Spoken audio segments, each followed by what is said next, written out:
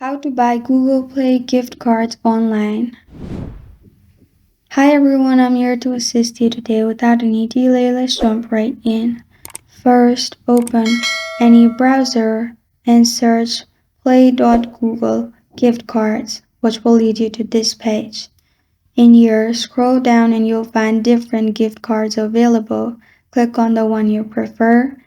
And I have clicked on Amazon. Click on sign in and make sure you're signed in.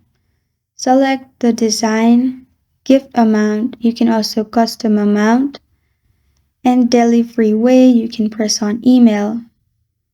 Enter an email for the person you want to send, gift message, and then delivery date. After you've done that, at the bottom you'll find buy now option. Click on it and you'll find payments option. Click on it and you'll be able to purchase your gift card. This is not available in my region, so I won't be able to show the process. And this is how to buy Google Play gift cards online. Thank you for joining me today. If this video helps you out, please leave a like and subscribe for more. Got a question or want to suggest a topic? Comment below. Thank you for watching.